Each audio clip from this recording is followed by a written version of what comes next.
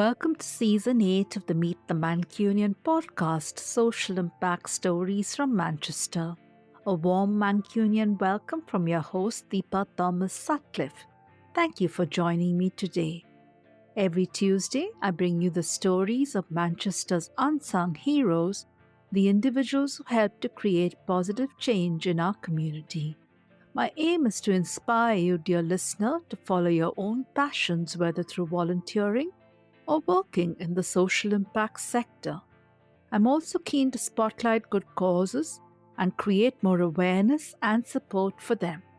Whether you're tuning in on Apple Podcasts or Spotify or on my website meetthemancunian.co.uk, get ready for a season filled with inspiring tales of social impact within our beloved city.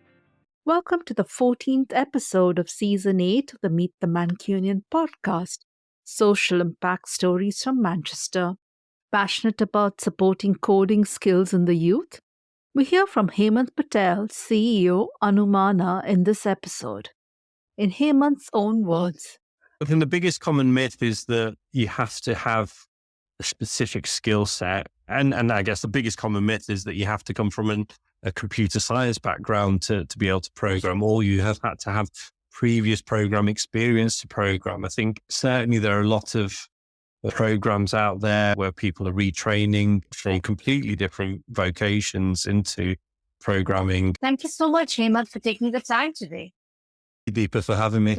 How you found your passion for supporting the community? When did that start? Quite early on. I think a lot of it was born through family, really. I had a fantastic role model in my mother. Coming from an Indian cultural background, there's a strong sense of community spirit. And my mother's such a advocate of that ethos. She's always cared about other people first, looking after other people. That inspiration has stuck with me. And early on, I created a series of charity concerts when I was at school. And that was really my first taste of community work and community support. And it just gave me a sense of satisfaction that has stuck with me throughout. And I've always felt motivated to want to continue to support the community and just grow that impact that I could potentially have through my own experiences. It's lovely that your mother was such a big influence and that the Indian culture, which we both share, the real respect for the community, just like there is in Manchester. But tell us about the Code Academy and how you got involved with that and what it does. Yeah. The Code Academy started quite early on in my creation of Anumana as a business. When I set up Anumana, I was quite keen to build an ethics-driven business and an impact-driven business. So whilst we do have a commercial focus, that wasn't enough for me. And I felt that having been in industry, a lot of businesses pay lip service to ESG. It just didn't feel enough for me. So I wanted to create something that could be long lasting. Looking into the tech sector, there were a few challenges that I had identified, some commonly spoken about, some less. And that's where we started to develop the idea of the Code Academy. There are three challenges that we're looking to address. One is the lack of diversity within the talent pool within tech. The ratio of male to female, as an example, there's 3 to 4 males for every female within the tech sector. And that expands towards other minority groupings within technology as well. The second one was that the government released a paper in 2021 identifying that there was likely to be a skills gap in that the number of technologically talented individuals that were required within the economy was going to be short by around 200,000 roles. And then the third one, which I feel is manifesting itself but not really being talked about, is that there's a social mobility problem within technology. The requirements for entering the vocation are becoming more and more stringent and more demanding, in that when I started in technology 15 years ago, the teams that I was working with on average probably had less than 1 degree per person. Now there's probably 1.5 to 2 degrees per person. And the mandate of higher education therefore creates barriers to entry for those that are from less fortunate backgrounds. which therefore creates a greater diversity challenge with those from more diverse social backgrounds. The three challenges that I really wanted to solve, and more so the latter one. And for me, that was a problem that really needs to be resolved at the grassroots level. It's a problem with the funnel rather than necessarily the individuals that are contained within the existing talent pool. So we need to do things to start to open up these opportunities and create more interest and opportunity itself for individuals from those backgrounds. And that was the purpose of the Code Academy. In a nutshell, we have developed a 16-week program where we train students from the University of Manchester who are volunteering to go into schools around Manchester and teach 14 to 16-year-olds the programming language Python. It's a completely free program, and we mandate that schools must include at least 50% of the classroom must be pupil premium identified. So we know that we are truly supporting those from poorer backgrounds. Those are pretty significant challenges you're tackling, like you said, lack of diversity, the skill gap, and the social mobility and the barriers to entry. Yep. And I love that you're working with students to empower other students and get them into the industry. What are the challenges that you faced on this journey? It must not have been easy. Early doors, I had quite a challenging decision point that I had to make. Was I going to wait until the commercial side of the business was successful enough to provide me with confidence and comfort that I can do the not-for-profit element?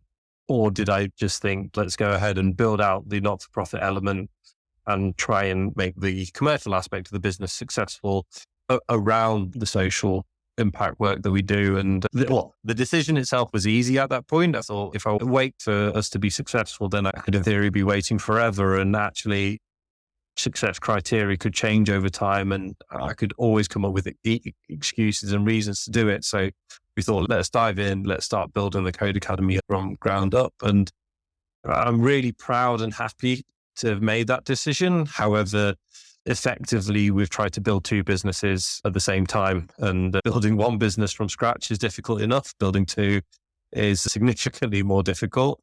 These are the challenges that you have to face and overcome if you're going to try and make a significant enough impact. And now that we've proven that we can create something that has impact, our next challenge that we are currently in the midst of facing is how do we scale it?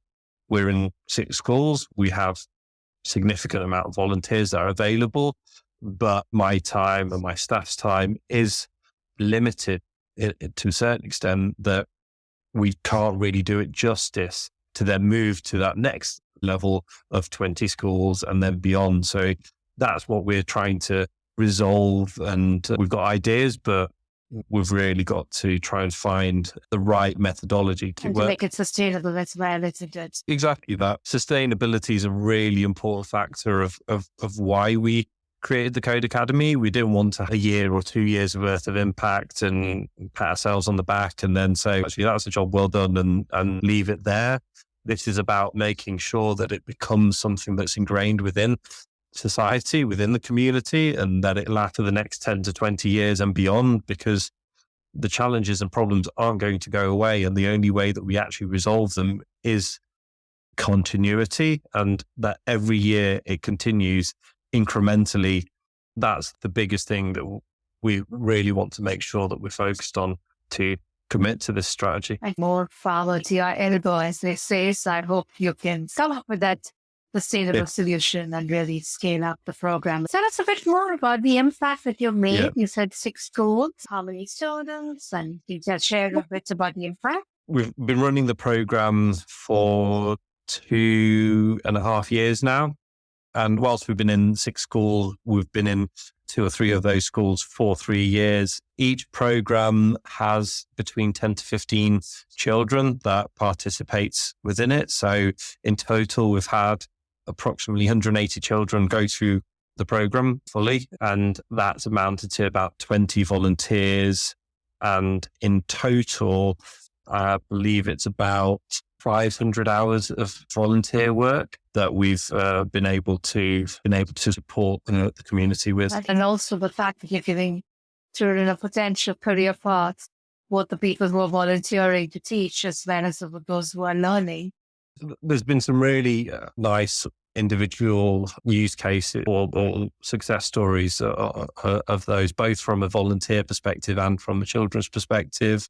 We've been in a school in Manchester Academy, and there was a student there who was a hard of hearing girl, and she had someone there to support her to effectively sign language our teaching so that she could understand it and learn the program itself. And really seeing her develop throughout the program, seeing her confidence rise. Whilst they're still young, they're still about to go into GCSEs, and there's still a few years before they break into the world of work. You can start to see that they're developing core skills that are going to stay with them for a long time frame. From a children's perspective, it's really looking for those small wins, looking at the volunteers' questions about their own experiences at university, being able to understand that actually that doesn't really translate to what they perceived. And therefore that's given them a lot more opportunity to be able to do things that they didn't realize that they could do before. It's really powerful to see those small stories and think actually going to make a really big impact down the line, that the butterfly effect will take effect in these situations. And then from a volunteer perspective, we've had one student apply and get into a PGC as a result of volunteering on this program and being able to get a reference from the teacher that was supervising her and seeing that actually there was a real passion and ability to teach children. And similarly, students that were quite shy at the start and lacked self-confidence really grew into themselves throughout the program. And the more that they were able to turn up and take control over it, and the more they were able to develop themselves as individuals, really pleasing to see those individual stories. And hopefully we can start to see some greater success stories as both children and volunteers progress to their next stage in their lives. That's definitely wonderful insight, and really lovely to hear about it. Is there a common myth about your area of expertise, let's say in this case, coding and IT, that you want to myth bust? I think the biggest common myth is that you have to have a specific skill set and that you have to come from a computer science background to be able to program, or you have had to have previous program experience to program. I think certainly there are a lot of programs out there where people are retraining from completely different vocations into programming. It is very much accessible to all. There might be certain elements that you might need more mathematical or logical brains to be able to progress within certain verticals within the field of IT and coding. But I think program is going to be something that becomes a more necessary skill set for a broader audience. Then breaking those boundaries, for those barriers for entry, can be really important. That will really help to diversify the talent pool within the sector. What advice would you have for people looking to start a similar movement in another part of the world or another part of the UK if they want to support students from disadvantaged communities or encourage them to get into the IT sector? What should they do and how should they start? I think for me, the big thing that children need, relatable role models. What I've understood and experienced is that children are making decisions about their life that they don't really understand about really early on, or even worse so that they're almost getting they're getting cornered or forced to make a decision that they feel is the right decision to make without having a full appreciation of what the full facts are and what was really available for them. And I think a lot of this comes down to their assumptions that they're making based upon the world that they see around them. And the biggest assumption within technology is that, particularly for girls that are in school, is that it's a field for boys. It's the thing that the boys do. And a lot of that's because they don't have those role models around them to be able to relate to them. We're really keen to try and get the women that are on the university courses to teach and volunteer, because then that really gives them that connection, and that will be the thing that influences the next generation to to get into this field and feel like it's available and accessible for them. So I think if people do want to try and start a movement or try and make some sort of impact within the community, I think that role model aspect is a really important consideration. And for me, the way that I've been explaining it recently is that I've got two young girls, 3 and 5, and I drop them off at nursery and school a few days in the week. And whenever I drop them off, I always put on my music. And after a while, I reflected and I realized that when I was thinking about role models and how I could make an influence, I realized that the music that I listen to is predominantly male orientated. And whilst they're not making any comments, unintentionally, I'm creating a scenario where I may be creating an impression upon them that if you're going to go into music, it's more likely that you're going to have success if you're a male. And that might be creating a barrier for them. What I realize is that I need to diversify my music choices and the music I play to them, because then they can start to really relate to female artists and realize that could be something that they can do.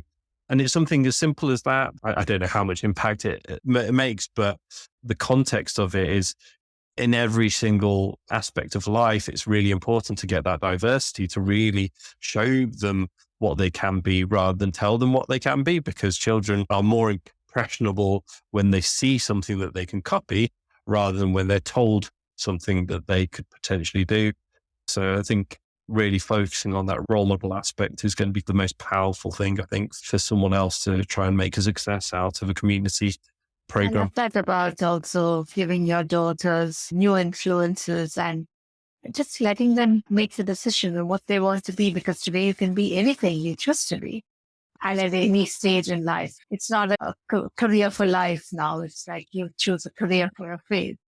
So really interesting. No. I love the idea of the role models and relatable role models. And that's why I think the students you've chosen for college is so relatable, because from school, you can connect better with a young adult than a full adult. Yeah, absolutely that. It was an unintended consequence of creating the volunteer program, but really seeing that pour between the children and the students. It was a very different approach than students and myself or students and the teacher in the room. There was still that respect because they were an adult. So there was still that relationship, but they felt that they could speak a lot more openly and ask them questions. They were more interrogative. They were more intrigued when they have someone that was just a little bit further on than themselves. And ultimately, that's what children are thinking about when they're age 14 to 16, when they're doing GCSEs, going to A levels. They're not really necessarily picking A levels because of the sake of A levels itself on isolation. They're picking those A levels because they're getting an idea of what they want to do at university. So having those people there that have already made those decisions and understand exactly what they're doing in this current environment is huge, really important for them. Opportunity for you to talk about anything I haven't talked about. You said there's a rebranding coming up and a new phase of the program where you might scale it up. Is there anything you want to tease at this stage? Just as a business, as a result of, or as a consequence of doing the Code Academy, we realized that we can go for B Corp, and we have submitted our application, going through the process.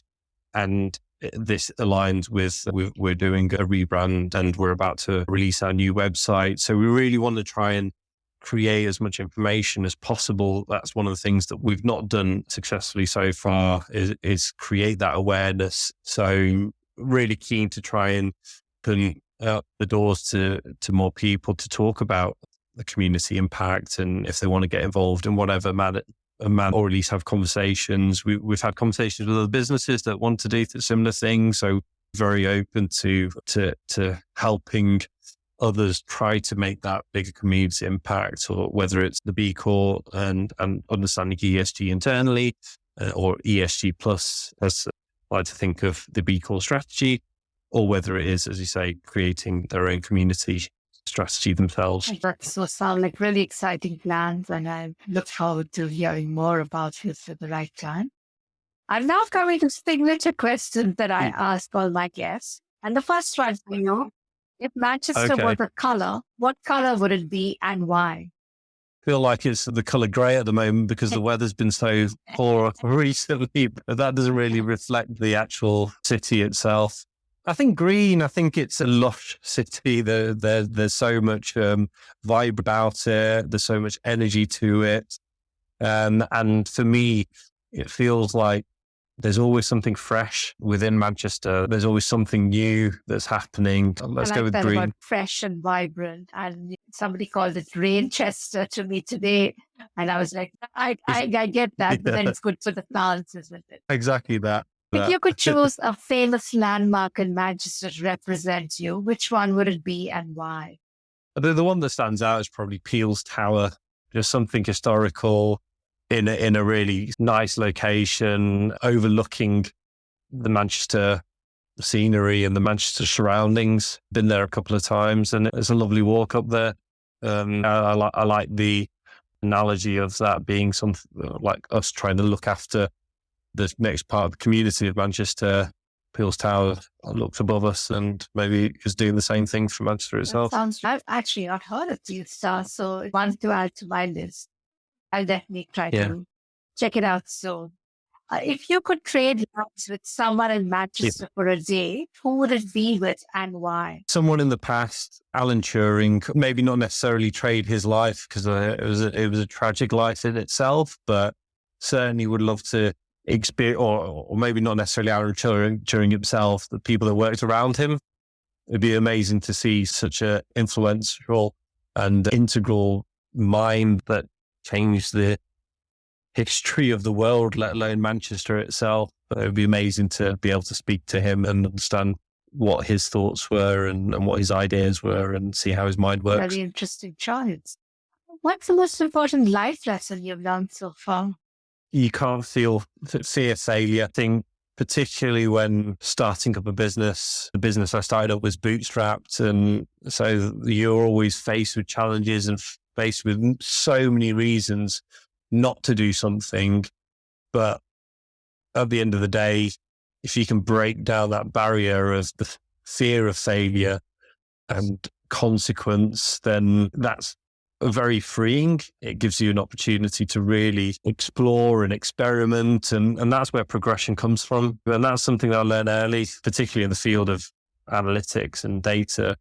The pace that it's growing, it can only grow because people are experimenting and don't fear the consequence of things going wrong. We learn lessons and move on, isn't it? It's good to fail Exactly fast. But the most Exactly. important, Again, what's just the so I most understood it. important personality trait someone would need to work in your industry or be successful in your role? I think the ability to listen carefully and clearly and listen without judgment, I think, and without reaction. So a very pragmatic approach is really important. Within the field of data, you have access to a lot more information than your stakeholders and peers. And if you are reactive and emotional in the way that you respond, it can cause friction. What's really important, and particularly if you're reactive, you might have missed the initial question in itself. So really being able to be considered in the way that you go about conversations, listen to your audience and take your time and to understand exactly what the right message should be for them, differentiates yourself from being good and being great analytics. I've said very much about listening and being considered in your response. And like you said, understanding the deeper question behind maybe what's on the surface. Really interesting one. How can interested people reach out to you and learn more about yourself, about the Code Academy and about Anumana? The new website will be going live in the matter of weeks. There'll be lots more information there, or we'll consistently update with content. But the best way to learn about me is just to get in touch. They can contact me on LinkedIn or they'll see me via the website. I'm always open to having a coffee and a chat. It's been a pleasure to talk to you today. Likewise, Deepa, thank you for having me on your podcast. Hemant, I really enjoyed learning about supporting the youth today. Dear listener, thank you so much for listening to the 14th episode of the Meet the Mancunian podcast Season 8. Tune in every Tuesday for a new episode or log on to meetthemancunian.co.uk to listen to all the episodes and learn more about my podcasting story. Next week, on Tuesday, 10th September 2024, I speak to Tanny Rowland about supporting safety in the community. Thank you for joining me on the Meet the Mancunian podcast, Social Impact Stories from Manchester. I hope today's conversation has sparked new ideas and inspired you to act in your community. A big thank you to my wonderful community for your continuous support and valuable feedback. Your stories shape the very essence of my podcast, driving me forward with purpose. I'm eager to hear your thoughts. Visit my website at meetthemancunian.co.uk to share your insights. Remember, this podcast is your platform too. Let's stay connected on social media. Find me at @MeetTheMancunian on Instagram and Facebook, at @MancunianPod on X, and at @MeetTheMancunian Podcast on YouTube. Together, we're more than just listeners. We're a vibrant community dedicated to making a difference in Manchester. Spread the love by sharing, commenting, and engaging with my guests and me. Keep fostering connections and always remember the power to change the world lies within each one of us. Until next time.